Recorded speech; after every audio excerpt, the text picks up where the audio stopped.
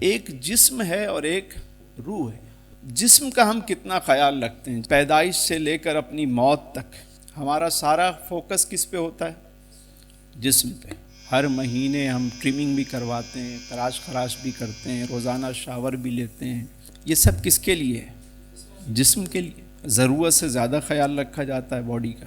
Doctor بھی بہت ہیں، ہاسپٹل بھی بہت ہیں، ذرا سا باڈی میں کوئی چینج آیا فوراً ٹیسٹ کرا لیا، چیک کروا لیا۔ لیکن آج تک کبھی ہم نے اپنی روح کے متعلق کوئی چیز سوچی، سنی، غور کیا کہ روح بھی تو بیمار ہو سکتی ہے، اسے بھی تو بیدار کرنے کی ضرورت ہو سکتی ہے۔ ہمارے ساتھ دو چیزیں ہیں، ایک جسم ہے اور ایک روح ہے۔ تو سب کچھ جب ہم جسم کا کر رہے ہیں تو روح کا خیال کیوں نہیں رکھتے؟ بھائی جسم کو غذا نہ دیں چند دن تک تو جسم کیا ہوگا؟ کمزور ہو جائے گا، اور روح کو غذا نہیں دیں گے تو کمزور ہو جائے گی۔ تو روح کی غذا کیا ہے؟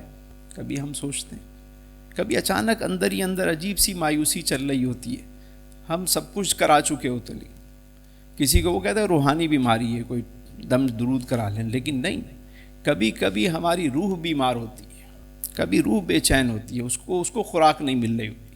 اور روح کی خوراک کیا ہے؟ اچھی محافل۔ روح کی خوراک کیا ہے؟ رزق حلال، لقمہ حلال۔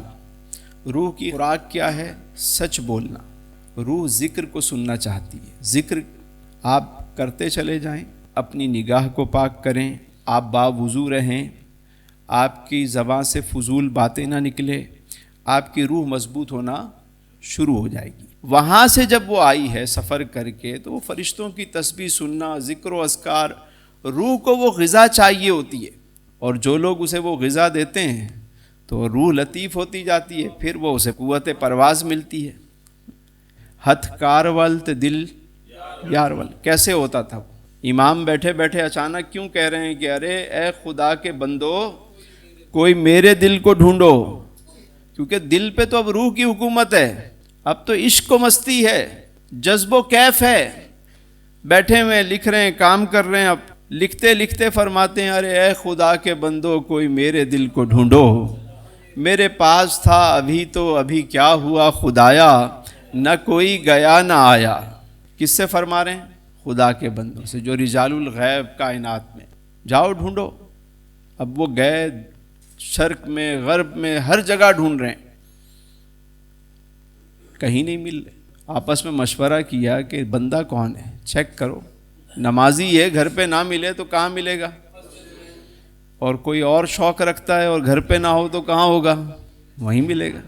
بندہ کون ہے؟ کہا بندہ عاشق ہے، گھر پہ نہیں ہے، دل نہیں ہے یہاں، چلو پھر ایک ہی جگہ ہوگا۔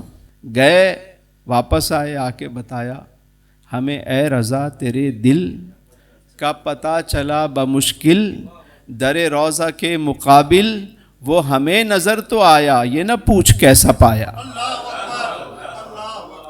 یہ ہم نہیں بتا سکتے اس کی وہاں کیفیت کیا تھی۔ روح لطیف ہوتی ہے تو وہ پرواز کرتی ہے، پھر وہ سوتے جاگتے اس کے معاملات کچھ اور ہو جاتے ہیں۔ وہ میلے میں بھی اکیلا ہوتا ہے، پھر اکیلے میں میلہ ہوتا ہے۔